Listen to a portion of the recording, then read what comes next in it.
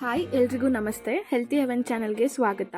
ಇವತ್ತು ನಾವು ಈ ವಿಡಿಯೋದಲ್ಲಿ ಬಂದ್ಬಿಟ್ಟು ಸ್ನಾನ ಮಾಡುವಾಗ ಯಾವ ತಪ್ಪುಗಳನ್ನ ನಾವು ಮಾಡಬಾರ್ದು, ಸೊ ಅದರಿಂದ ನಮ್ಮ ಹೆಲ್ತಿಗೆ ಯಾವ ಥರ ಎಫೆಕ್ಟ್ ಆಗುತ್ತೆ, ಸೊ ನಾವು ಯಾವ ನಿಯಮಗಳನ್ನ ಪಾಲಿಸಬೇಕು ಅಂತ ಅನ್ನೋದ್ರ ಬಗ್ಗೆ ತಿಳ್ಕೊಳ್ಳೋಣ. ಅದಕ್ಕಿಂತ ಮುಂಚೆ ಇನ್ನು ಸಬ್ಸ್ಕ್ರೈಬ್ ಮಾಡದೇ ಇರೋರು, ಲೈಕ್ ಮಾಡದೇ ಇರೋರು ಪ್ಲೀಸ್ ಬೇಗ ಸಬ್ಸ್ಕ್ರೈಬ್ ಮಾಡಿ, ಹಾಗೆ ಅಲ್ಲೇ ಇರುವಂತಹ ಬೆಲ್ ಐಕಾನ್ನ ಪ್ರೆಸ್ ಮಾಡಿ. ಸ್ನಾನ ಮಾಡುವಾಗ ಈ ತಪ್ಪುಗಳನ್ನ ಮಾಡಬೇಡಿ. ತುಂಬ ಸುಡುವ ನೀರು, ಸೊ ತುಂಬ ಸುಡುವಂಥ ನೀರಿಂದ ನಾವು ಸ್ನಾನ ಮಾಡಿದ್ರೆ ಮೊದಲನೇದಾಗಿ ಸ್ಕಿನ್ನಲ್ಲಿ ಇರೋಂತಹ ನ್ಯಾಚುರಲ್ ಎಸೆನ್ಷಿಯಲ್ ಆಯಿಲ್ಸ್ ಕಮ್ಮಿ ಆಗುತ್ತೆ. ಸೊ ಅದು ಕಮ್ಮಿ ಆಗಿದ ತಕ್ಷಣ ನಮ್ಮ ಸ್ಕಿನ್ ಇರಿಟೇಷನ್ಸ್ ಆಗಿರ್ಬೋದು, ಡ್ರೈನೆಸ್ ಮತ್ತು ಇಚ್ಚಿಂಗ್ ಜಾಸ್ತಿ ಆಗುತ್ತೆ, ಸ್ಕಿನ್ ಬರ್ನ್ ಆಗೋ ಚಾನ್ಸಸ್ ಜಾಸ್ತಿ ಇರುತ್ತೆ. ಎರಡನೇದಾಗಿ ಸ್ಕಿನ್ ಸಮಸ್ಯೆ ಇರೋರಿಗಂತೂ ಬಿಸಿ ನೀರಿಂದ ನಾವು ಸ್ನಾನ ಮಾಡಿದಾಗ ಇನ್ನೂ ಅದು ತುಂಬ ಹೆಚ್ಚಾಗುತ್ತೆ. ಮತ್ತು blood pressure over heating, so blood pressure over heating body ಆದಾಗ ನಮಗೆ ಡಿಸಿನೆಸ್ ಆಗೋವಂಥದ್ದು, ಅಂದರೆ ತಲೆ ಸುತ್ತ ಬರೋ ಅಂಥದ್ದು, ಸ್ನಾನ ರೂಮಿಂದ ಹೊರಗಡೆ ಬಂದಿದ ತಕ್ಷಣ ನಮಗೆ ಏನು ಕಾಣಿಸದೇ ಇರೋವಂತಹ ಸಮಸ್ಯೆಗಳಾಗುತ್ತೆ. ಮೂರನೇದಾಗಿ ಡಿಹೈಡ್ರೇಷನ್ನು, ಬಾಡಿಲಿ ನಾವು ಹೊರಗಡೆಯಿಂದ ತುಂಬ ಸುಡೋ ನೀರು ಹಾಕಿದಾಗ ಬಾಡಿ ಒಳಗಡೆಯಿಂದ ಡಿಹೈಡ್ರೇಷನ್ ಆಗೋ ಚಾನ್ಸಸ್ ಇರುತ್ತೆ, ಅಂದರೆ ನೀರಿನ ಅಂಶ ಕಮ್ಮಿ ಆಗುತ್ತೆ. ಸೊ ಸ್ಕಿನ್ ಇರಿಟೇಷನ್ಸ್ ಜಾಸ್ತಿ ಆಗುತ್ತೆ. ಸೊ ಅದರಿಂದ ತುಂಬ ಸುಡೋ ನೀರಿಂದ ಸ್ನಾನ ಮಾಡ್ತಿದ್ರೆ ಅದನ್ನ ಕಮ್ಮಿ ಮಾಡ್ಕೊಳ್ಳಿ. ಲೂಕ್ ವಾರ್ಮ್ ವಾಟರ್, ಅಂದರೆ ಬೆಚ್ಚನೆಯ ನೀರಿನಿಂದ ಸ್ನಾನ ಮಾಡಿದ್ರೆ ಮಾತ್ರ ನಮ್ಮ ಆರೋಗ್ಯ ತುಂಬ ಚೆನ್ನಾಗಿರುತ್ತೆ. ಎರಡನೇದಾಗಿ ಹೆಚ್ಚಿನ ಸಮಯ ಸ್ನಾನ ಮಾಡೋದು. ನಾವು ತುಂಬ ಹೊತ್ತು ಸ್ನಾನ ಮಾಡಿದಾಗ ಏನಾಗುತ್ತೆ ಅಂದರೆ ಬಿರುಕು ಚರ್ಮ. ಸೊ ನಾವು ಸ್ನಾನ ಮಾಡಿ ಹೊರಗಡೆ ಬಂದಾಗ ನೀವೆಲ್ಲ ನೋಡಿರ್ಬೋದು, ಬೆಳ್ಳುಗಳಲ್ಲೆಲ್ಲ ಅದರದ್ದೇ ಆದಂತಹ ಬಿರುಕುಗಳನ್ನ ನಾವು ನೋಡ್ಬೋದು. ಬಟ್ ನಾವೇನು ಅನ್ಕೊಂತೀವಿ 1 hour ಆದಮೇಲೆ ಸರಿ ಹೋಗುತ್ತೆ ಅಂತ. ಬಟ್ ಪ್ರತಿನಿತ್ಯ ನಾವು ಈ ಥರ ಮಾಡೋದ್ರಿಂದ ಅದರಿಂದನೂ ಕೂಡ ಕೆಲವೊಂದೊಂದು ಸಮಸ್ಯೆಗಳಿಗೆ ಅದು ಕಾರಣವಾಗುತ್ತೆ. ಮತ್ತು ಒಣ ಚರ್ಮ ಆಗುವಂಥದ್ದು, ಮೇಜರ್ ಆಗಿ ಬಂದು ಹೇರ್ ಲಾಸ್ ಆಗುತ್ತೆ, ಅಂದರೆ ಕೂದಲು ಉದುರುತ್ತೆ. ನಾವು ಹೇರ್ ಲಾಸ್ ಆದಾಗ ಏನೋ ಬೇರೆ ಒಂದು ಕಾರಣ ಇರ್ಬೋದು ಅಂತ ಅನ್ಕೊಂತೀವಿ. ಬಟ್ ನಾವು ತುಂಬ ಹೊತ್ತು ಸ್ನಾನ ಮಾಡೋದು ಕೂಡ ಇದಕ್ಕೆ ಮೇಜರ್ ಆಗಿ ಒಂದು ರೀಸನ್ ಆಗಿರುತ್ತೆ. ಸೊ ಹಾಗಿದ್ರೆ ನಾವು ಎಷ್ಟು ಸ್ನಾನ ಮಾಡಬೇಕು? 10 ರಿಂದ 15 ನಿಮಿಷ ಮ್ಯಾಕ್ಸಿಮಮ್. 10 ನಿಮಿಷ ಆದರೆ ಮೈ ಸ್ನಾನ, 15 ನಿಮಿಷ ಒಂದು ತಲೆ ಸ್ನಾನ ಆಗಾದ್ರೆ ಇಷ್ಟೊತ್ತಾಗುತ್ತೆ. ಬಟ್ ಅದಕ್ಕಿಂತ ನಾವು ಜಾಸ್ತಿ ಮಾಡ್ತೀವಿ, 30 ಮಿನಿಟ್ಸ್ 40 ಮಿನಿಟ್ಸ್ ಈ ಥರ ಒಂದು ನಾವು ಸ್ನಾನ ಮಾಡಿದಾಗ ಈ ರೀತಿಯಾದಂತಹ ಪ್ರಾಬ್ಲಮ್ಸ್ನ ನಾವು ಫೇಸ್ ಮಾಡಬೇಕಾಗುತ್ತೆ. ಮೂರನೇದಾಗಿ ಮಾಯಿಶ್ಚರೈಸರ್ ಬಳಕೆ ಮಾಡದೇ ಇರುವಂಥದ್ದು. ಸ್ನಾನ ಮಾಡಿದ ತಕ್ಷಣ ನಾವು ಮಾಯಿಶ್ಚರೈಸರ್ ಏನಕ್ಕೆ ಬಳಸಬೇಕು ಅಂತಂದರೆ, ನ್ಯಾಚುರಲ್ ಆಯಿಲ್ಸ್, ಎಸೆನ್ಷಿಯಲ್ ಆಯಿಲ್ಸ್ ನಮ್ಮ ಚರ್ಮದಲ್ಲಿ ಏನಾದರೂ ಕಮ್ಮಿ ಆಗಿದೆ ಅಂತ ಅನಿಸಿದ್ರೆ ಸೊ ನಾವು ಮಾಯಿಶ್ಚರೈಸರ್ನ ಬಳಸಿದಾಗ ಅದು ವಾಪಸ್ ತಂದು ಕೊಡೋ ಅಂತ ಸಹಾಯ ಮಾಡುತ್ತೆ. ನಂತರ ನಮ್ಮ ಚರ್ಮದಲ್ಲಿ ಹೈಡ್ರೇಷನ್ ಲಾಕ್ ಮಾಡುತ್ತೆ, ಡಿಹೈಡ್ರೇಷನ್ ಆಗೋ ಚಾನ್ಸಸ್ನ ಕಮ್ಮಿ ಮಾಡುತ್ತೆ. ಹಾಗೆಯೇ ತುಂಬ ಸೆನ್ಸಿಟಿವ್ ಸ್ಕಿನ್ ಇರೋ ಅಂಥವರಿಗೆ ಮಾಯಿಶ್ಚರೈಸರ್ ಬಂದು ಒಂದು ಕಾಳಜಿ ವಹಿಸೋ ಅಂತಹ ಒಂದು ಪ್ರಾಡಕ್ಟ್ ಆಗಿರುತ್ತೆ. ಮತ್ತು ಆಕ್ನಿ ಈ ಥರ ಆಗ್ತಿರೋರಿಗೆ ಸ್ನಾನ ಮಾಡಿದ ತಕ್ಷಣ ನಾವು ಮಾಯಿಶ್ಚರೈಸರ್ ಯೂಸ್ ಮಾಡೋದ್ರಿಂದ ಆ ಒಂದು ಮೊಳವೆ ಸಮಸ್ಯೆ ಆಗಿರ್ಬೋದು, ಆಕ್ನಿ ಸಮಸ್ಯೆಗಳು ಕಮ್ಮಿ ಆಗುತ್ತೆ.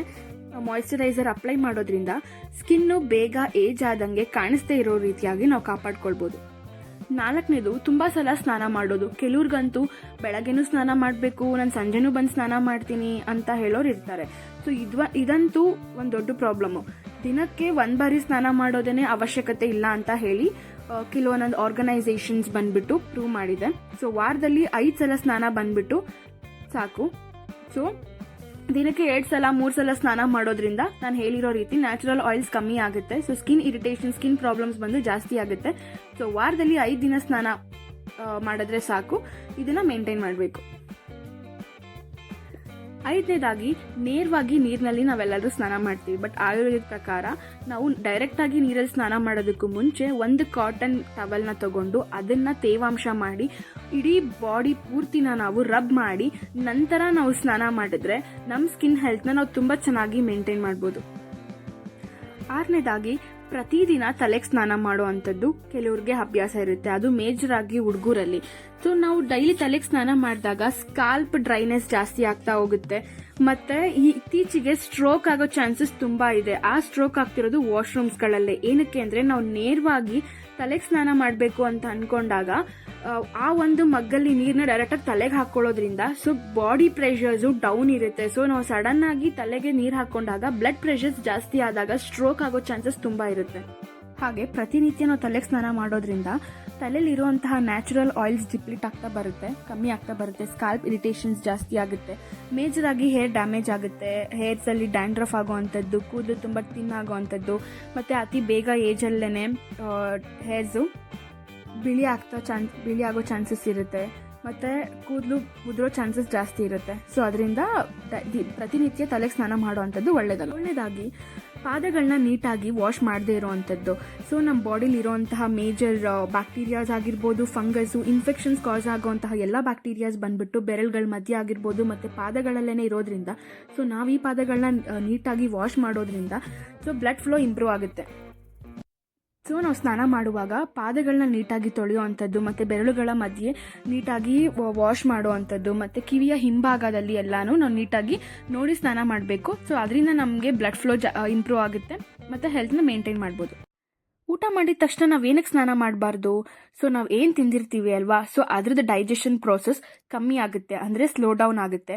ನಾವು ಹಾಟ್ ವಾಟರಿಂದ ಸಡನ್ನಾಗಿ ಊಟ ಮಾಡಿದ ತಕ್ಷಣ ಸ್ನಾನ ಮಾಡಿದಾಗ ನಮ್ಮ ಬಾಡಿಲಿ ಇರುವಂತಹ ನ್ಯಾಚುರಲ್ ಆಯಿಲ್ಸ್ ಮತ್ತು ಎನ್ಸೈಮ್ಸು ಊಟ ಮಾಡಿರೋದ್ರಲ್ಲಿ ಒಂದು ನ್ಯೂಟ್ರಿಯೆಂಟ್ಸ್ ಆಗಿರ್ಬೋದು, ಪ್ರೋಟೀನ್ಸ್ನ ಏನು ಅಬ್ಸರ್ವ್ ಮಾಡ್ಕೊಳ್ಳುತ್ತೆ ಅಲ್ವಾ, ಸೊ ಅಬ್ಸಾರ್ಪ್ಷನ್ ಕೆಪಾಸಿಟಿ ಬಂದು ಕಮ್ಮಿ ಆಗುತ್ತೆ. ಊಟ ಮಾಡಿದ ತಕ್ಷಣ ನಾವು ಸ್ನಾನ ಮೇಜರಾಗಿ ಏನಕ್ಕೆ ಮಾಡಬಾರ್ದು ಅಂದರೆ, ನಾವು ಸ್ನಾನ ಮಾಡಿದಾಗ ಹಾರ್ಟ್ ರೇಟ್ ಜಾಸ್ತಿ ಆಗುತ್ತೆ. ಸೊ ಹೊಟ್ಟೆ ತುಂಬ ಊಟ ಇರೋದ್ರಿಂದ ಇದು ಬೇರೊಂದು ಹೆಲ್ತ್ ಇಶ್ಯೂಸ್ಗೆ ಕಾರಣ ಆಗುತ್ತೆ ಅನ್ನೋದ್ರಿಂದ ನಾವು ಮಾಡಬಾರ್ದು. 9ನೇದು, ವ್ಯಾಯಾಮ ಮಾಡಿದ ನಂತರ ನಾವು ಸ್ನಾನ ಮಾಡಬಾರ್ದು. ಏನಕ್ಕಂದರೆ ನಾವು ಎಕ್ಸಸೈಸ್ ಮಾಡಿನೇ ಬಾಡಿಲಿರುವಂತಹ ಮಸಿಲ್ಸ್ ಆಗಿರ್ಬೋದು ಮತ್ತು ಬಾಡಿದು ಪ್ರೆಷರ್ಸ್ ಜಾಸ್ತಿ ಆಗಿರುತ್ತೆ ಮತ್ತು ಬಾಡಿ ಹೀಟಪ್ ಆಗಿರುತ್ತೆ. ಸೊ ಇದಾಗಿದ ತಕ್ಷಣ ನಾವು